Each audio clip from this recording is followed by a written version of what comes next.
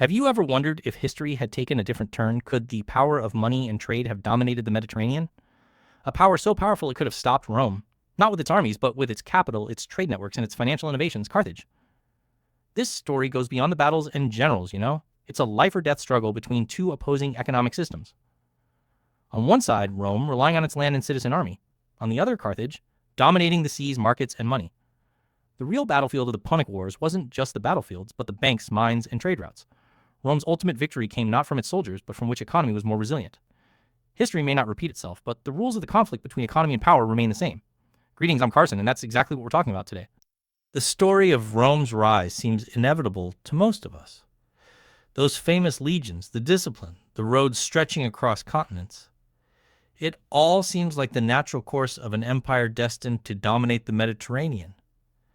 But history isn't so obedient. Empires don't rise because they are chosen. They rise because their rivals are wrong. And before Rome became the master of the Mediterranean, it stood in the shadow of a very different kind of superpower.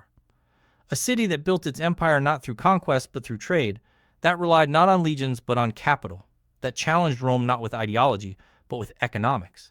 And for a moment, it seemed poised to win. Welcome to the place where money, power, and history collide. Nothing is as simple as it seems. To understand how Carthage brought Rome to a standstill, we need to forget how ancient history is generally taught. Rome is presented as the pinnacle of order and civilization. Carthage, on the other hand, is often relegated to a footnote, a wealthy trading power that produced a legendary general and then vanished. This narrative is not only simplistic but also misses the point. Carthage was Rome's first major economic rival, and its power didn't come from gladiators or heroes, but from something far more modern: trade networks, financial innovation, global supply chains, and a political elite that acted like the board of a multinational corporation. Centuries before Venice, Amsterdam, and Wall Street, Carthage was building a trading empire that transformed the Mediterranean into its own marketplace. Founded in 814 BC by Phoenician settlers from Tyre, Carthage began as a trading post and grew into a powerhouse specializing in three things: sea trade and logistics. Unlike Rome, which expanded by conquering territory, Carthage grew by controlling strategic points: Sicily, Sardinia, Corsica, the North African coast, and ultimately the mineral-rich lands of Spain. Carthage didn't need vast farmlands or citizen armies. It had ports, shipyards, merchants, and capital. The city's double harbor, an outer ring for trade, an inner ring for the navy, was a technological marvel. At its center rose an admiral's tower, encircled by ship shelters, enabling Carthage to dispatch and repair its fleet faster than any rival. It was more than just a harbor. It was the engine of economic power. Rome, on the other hand, began as a secluded agricultural society whose wealth came from farming and whose military power was derived from its citizens. Its economy was simpler, slower, and more localized. In its early centuries, Rome had little interest in naval warfare or trade-driven expansion. It was still a land empire, not a maritime one. As long as Rome remained on land and Carthage at sea, the two worlds could coexist. But the Mediterranean was not a place made for coexistence, but for competition. Ultimately, this competition culminated in 3 long and brutal conflicts fought for money, markets, and maritime influence. What we now call the Punic Wars. At its core, these wars were not about culture or ideology. They were a clash of two economic systems. One held power through land and manpower, the other through trade and capital. When two rising economies vied for dominance over the same trade routes, the conflict became not a matter of hatred, but of arithmetic. Everything changed when the two powers reached for the same prize: Sicily. Sicily was no ordinary island. It was the key to sea trade routes, the crossroads of grain supplies, and the hinge of the east-west Mediterranean. Whoever controlled Sicily controlled the economic arteries of the ancient world. Rome sought security. Carthage sought profit. When two rising powers desired the same thing, war became a matter of timing rather than ideology. The First Punic War broke out not because the two civilizations hated each other, but because they shared the same strategic instinct. Whoever controlled Sicily would determine the balance of power. Carthage entered the war as an experienced naval power. It relied on its fleets and mercenary forces. Rome, on the other hand, was a complete novice at sea. This is where the financial story begins to diverge. Rome recognized its weakness and innovated without hesitation. It copied a Carthaginian warship, built hundreds, and financed the construction of a navy with unprecedented borrowing and public contributions in Roman history. Carthage relied on its established forces, while Rome created new ones. To understand why Carthage was so different, one must understand its unusual economic model. Rome fought wars with its citizens, Carthage with money. The Carthaginian army was largely mercenary-based: Numidian cavalry, Iberian infantry, Berber slingers, Greek specialists. Carthage paid for skill, expertise, and adaptability. Carthage approached war as a commercial enterprise, and as long as its treasury was full, the system worked surprisingly well. It could project power across the oceans without conscripting its population or disrupting its economic foundation. Even during conflict, trade continued to flow, merchants grew richer, and it collected taxes from maritime traffic and tribute from dependent cities thanks to its naval dominance. But every economic model has a weakness. Carthage's weakness was structural, reliance on capital rather than integrity. If the money ran out, the soldiers deserted. Rome's soldiers were loyal citizens. Carthage's were contractors. Rome's power grew with difficulty. Carthage's eroded when payments were delayed. After its defeat in the First Punic War, Carthage went bankrupt trying to pay its mercenaries' wages. The ensuing mercenary war became one of the most brutal conflicts in ancient history. The reason wasn't the strength of Carthage's enemies, but the collapse of its financial model under stress. A war born of credit ended in a rebellion born of unpaid bills. Yet Carthage responded with something extraordinary. Instead of surrendering, it rebuilt its economy through innovation. Hamilcar Barca, the father of the legendary Hannibal, shifted Carthage's strategy to Spain, which possessed silver mines that offered a new financial foundation. It was here that Hamilcar created something unprecedented, a semi-private empire. The Barca family, acting like a sovereign corporation, used Spain's wealth to rebuild Carthage's military power without relying on the city's fragile politics. This was corporate finance centuries before the term even emerged. And it is precisely at this point that a name enters the story, one that even non-historians have heard of, though its economic significance is often stripped away. Hannibal. Most people know him as one of the greatest military commanders of all time, but his importance in this narrative was not only military but also financial. Hannibal was the embodiment of Carthage's economic model. A general of action commanding a multinational army paid for with Spanish silver, fueled by vast trade networks, and designed to cripple Rome, not its armies, but its economy. His campaign became legendary not because he crossed the Alps with elephants, but because it nearly shattered Rome's alliances, disrupted its tax base, and threatened the Republic's financial stability. Hannibal was more than just a commander.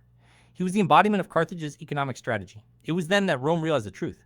Carthage was not just a military rival, but an economic one. Rome wasn't just fighting soldiers. It was fighting a trading empire that could generate capital faster than mobilizing troops. Hannibal's campaign in Italy wasn't just about winning battles. It was about breaking Rome's alliances, cutting off its revenue streams, and shattering its economic self-reliance. In modern terms, Hannibal wasn't just waging war. He was waging a war of financial attrition. And yet Rome adapted.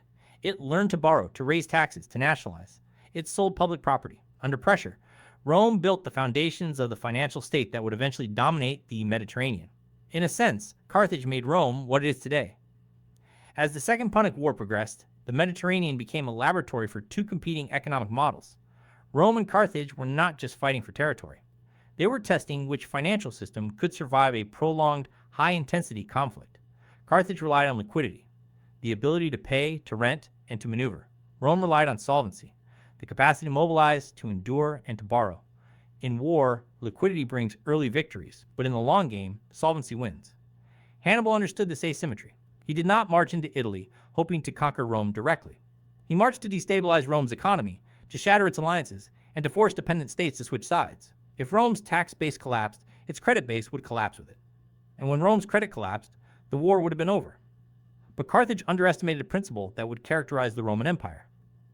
Rome could survive losses that would destroy other states. When Hannibal annihilated tens of thousands of Roman soldiers at Cannae, Rome did not collapse. It built new armies. When Italian cities switched sides, Rome tightened its grip on its remaining territories. When tax revenues fell, Rome borrowed from its aristocracy, who staked their personal fortunes on the survival of the Republic. This was an economic patriotism on a scale Carthage could not replicate. The reason wasn't that the Carthaginians were less loyal, but that their political and financial systems were built for trade, not for total war. Carthage had merchants. Rome had mobilization. Meanwhile, Carthage's own political elite hesitated to give Hannibal full support. Concerned about the disruption of trade routes and the loss of commercial revenue, the merchant oligarchy refused to provide him with stable reinforcements. They assessed the war as a governing board would evaluate a risky investment, cautious, hesitant, and focused on quarterly losses. However brilliant Hannibal was, he faced a structural disadvantage. He was fighting an empire divided by profit centers against a state united by citizenship. Rome could endure sacrifices for decades. Carthage sought to minimize them. In a war of attrition, that difference is fatal. Rome ultimately responded with its own economic counterattack. By shifting the center of the war to Spain and North Africa, it aimed to cut off Carthage's sources of income, particularly the silver mines that financed Hannibal's campaigns. Rome's rising star, Scipio Africanus, understood that Carthage didn't need to be conquered, its funding needed to be cut off. When Scipio captured New Carthage, Cartagena in Spain, He didn't just gain territory. He seized supply depots, hostages, treasury reserves, and communication networks. It was an economic decapitation attack. Carthage's assets were no longer secure. Its revenue streams had been disrupted, and its strategic flexibility was beginning to crumble. When Scipio landed in Africa, Carthage was operating with a financial deficit it could no longer conceal. It scrambled to hire new mercenaries, secure emergency funds, and negotiate support with its Numidian allies, who were weary of Carthage's erratic commitments. At the final showdown at Zama, Carthage entered the battlefield already out of money. The war had depleted its treasury, shattered its alliances, and forced it to make concessions that eroded its strategic autonomy. Rome's victory was not merely a military triumph, but the inevitable result of two vastly different economic approaches clashing under pressure. Carthage's defeat in the Second Punic War led to decades of financial suffocation. Rome imposed a hefty indemnity that transformed Carthage from a commercial superpower into a wealthy but constrained city-state. And yet, Carthage rebuilt its economy, this time through innovation in agriculture, manufacturing, and trade. In the mid-2nd century BC, Carthage once again flourished to such an extent that Roman senators were alarmed. Their fears were not military, but economic. Cato the Elder ended every speech with, "Furthermore, Carthage must be destroyed." The reason was not that Carthage threatened Rome with armies, but that it threatened it with importance. The final destruction of Carthage in 146 BC was not merely a war crime, but a financial liquidation operation. The elimination of a commercial rival that refused to accept defeat. This is precisely where the story shifts from the ancient world to our own. The conflict between Rome and Carthage was not about good versus evil, civilization versus barbarism, or a clash of fates. It was about economics. It was a struggle between a trading empire and a territorial empire, between a system that relied on external sources for its military power and one that embedded it in citizenship. A system that relied on capital replaced triremes with container ships, silver mines with rare earth elements, mercenaries with private military companies. The parallels become unsettling. Look at today's geopolitical landscape. Some powers project influence through global trade networks, supply chains, infrastructure investments, and commercial leverage. Others through alliances, military bases, and long-term credit capacity. Some prioritize flexible capital, others national mobilization. Some build economic empires, others territorial spheres of influence.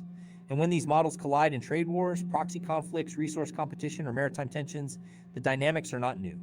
They are ancient, tested, and predictable. The Carthaginian model resembles modern commercial powers that rely on trade routes, logistical dominance, and financial mechanisms to shape global affairs. The Roman model, on the other hand, is reminiscent of states that fused military identity with political unity, absorbing losses through taxation, borrowing, and national integrity. And just as it was then, the real question isn't which system is morally better, but which is structurally sustainable. The economic foundations of power determine the outcome of military conflicts, not the other way around. But there's a deeper lesson. Carthage's failure wasn't due to its economic foundation. The real problem was that it never managed to integrate its economic engine with political solidarity. Its system worked during times of prosperity, but crumbled in times of crisis. Rome, on the other hand, transformed crisis into unity. It built institutions that transformed financial stress into political unity. Its citizens not only provided funds to the state, but also felt themselves to be a part of it. History shows that when financial systems clash, the side with a stronger social contract, not a richer treasury, usually prevails. Ultimately, Carthage challenged Rome with pure economics. Rome responded by reinventing its own economy. And the result reshaped the Mediterranean, the ancient economy, and the DNA of the empire. Carthage taught Rome the value of naval power, credit mechanisms, expeditions to foreign lands, and economic resilience. Rome, by defeating Carthage, internalized its lessons. It became the student, the victor. The roadmap was lost. Here's the uncomfortable truth. Economic systems don't just compete. They merge, evolve, and build upon each other. Carthage lost the war. But Rome inherited its world. History may not repeat itself.